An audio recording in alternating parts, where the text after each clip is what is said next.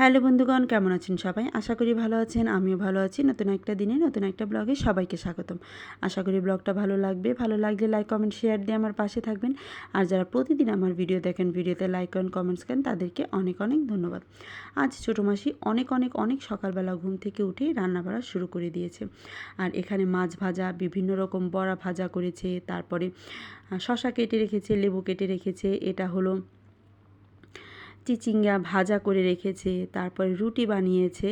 বলি না যে সকালবেলা ঘুম থেকে উঠে মাসি খুব তাড়াতাড়ি সবগুলো রান্না করে নেওয়ার চেষ্টা করেছে, তার জন্য মোটামুটি সবগুলো রান্নাই হয়ে গেছে। আর যেটা অবাক করার বিষয় হলো, আমি দেখি যে আমি তো হাঁড়িতে ভেবেছিলাম প্রথমে যে হয়তো বা ভাত রান্না করেছে, কিন্তু আলটিমেটলি দেখি যে না, ভাত না, মাসি এখানে বিরিয়ানি রান্না করেছে। আর এটা দেখে তো আমার মন খুবই খুশি হয়ে গেছে, কারণ আমি বিরিয়ানিটা খেতে খুব খুব খুব পছন্দ করি।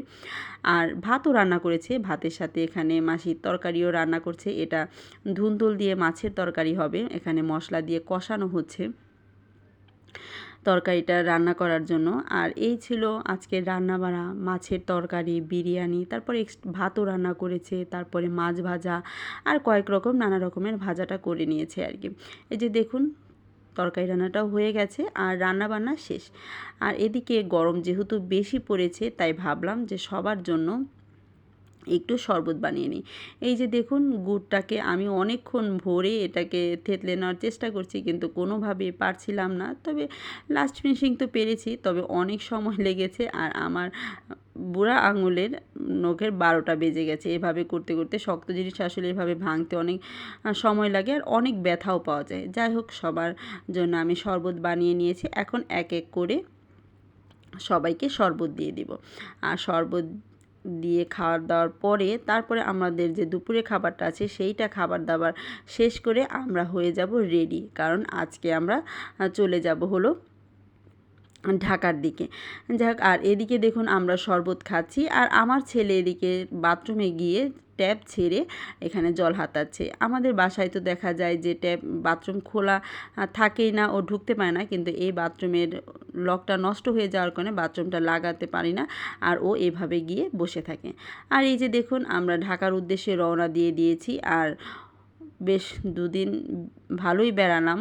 আসলে বেড়াতে আসলে অনেক ভালো লাগে, আসতে গেলেই দেখা যায় যে খুব কষ্ট লাগে, কিন্তু কি আর করার, আসতে তো হবেই। এই যে মোটামুটি আমরা ঢাকার দিকে পৌঁছেও গেছি, আর খুব বেশি সময় লাগবে না, ঘন্টাখানেক সময় লাগবে, এর মধ্যে কিন্তু আমরা আমাদের বাসার মধ্যে পৌঁছে যাব।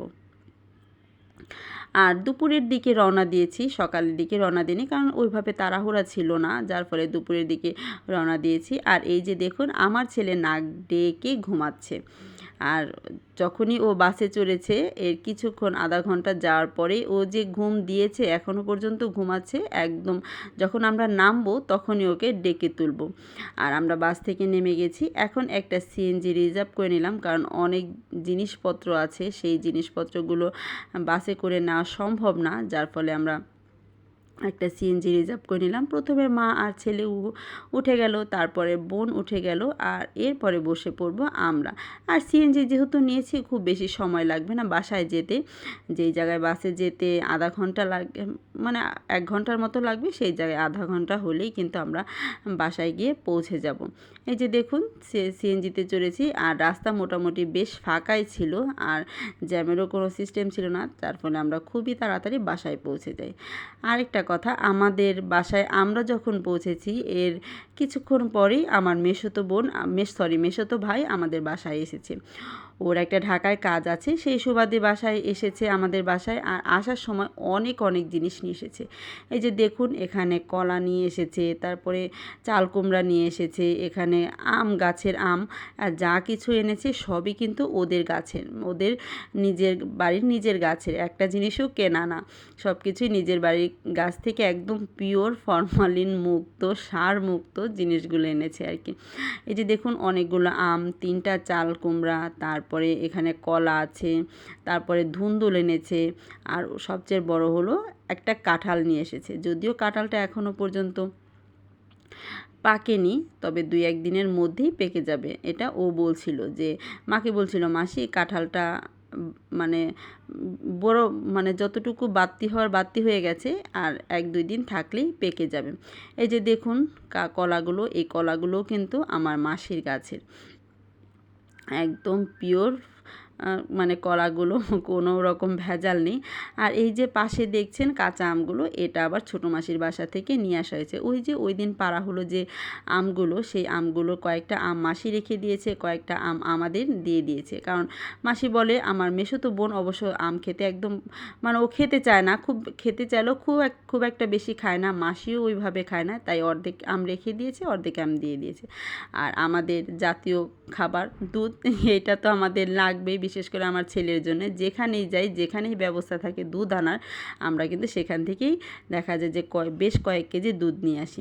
আর এই যে দেখুন ছোটো মাসি আমাদের ভুট্টা দিয়ে দিয়েছে। এটা হলো ছোটো মাসিদের বাড়ির, গ্রামের বাড়ির ক্ষেতের ভুট্টা। এটা দিয়ে মাসি বলছিল যে নিয়ে যা, কর্নফ্লাওয়ার বানিয়ে আমাকে দিয়ে দিস, তোরাও রেখে দিস আমাদের। তাই নিয়ে আসলাম কর্নফ্লাওয়ার বানানোর জন্য।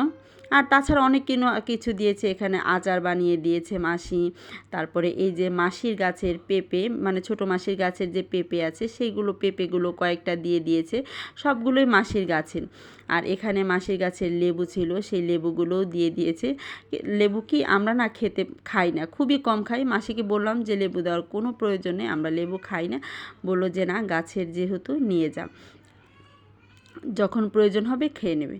আর এই যে দেখুন ময়মনসিংহ থেকে আসার সময় এই 2টা চাদর আমরা কিনে এনেছি। ময়মনসিংহের চাদরগুলো কি অনেক ভালো আর বেশ সস্তায় পাওয়া যায়, যার ফলে আমরা যতবারই যাই চেষ্টা করি যে 2-1টা করে চাদর কিনে আনার জন্য। এই যে একটা হলো লাল চাদর, এই চাদরটাও সুন্দর হয়েছে, আর আরেকটা হলো সবুজ, ওই চাদরটাও কিন্তু বেশ সুন্দর। আপনাদের কাছে কোনটা ভালো লেগেছে প্লিজ আমাকে কমেন্টস করে বলবেন। এই যে দেখুন আরেকটা চাদর, এটা একটু আনকমন হয়েছে, একটু হিজিবিজি টাইপের এরকম চাদর। আসলে আমি দেখিয়েছি খুবই কম, যার ফলে একটু আমার আনকমন লেগেছে। লালটা তো সবসময় দেখা যায়, একটু ছাপ, বড় বড় ছাপ, কিন্তু এরকমগুলো খুবই কম দেখা যায়। যাই হোক, আজ এ পর্যন্তই। আশা করি ব্লগটা ভালো লেগেছে। ভালো লাগলে লাইক, কমেন্ট, শেয়ার দিয়ে আমার পাশে থাকবেন। টাটা।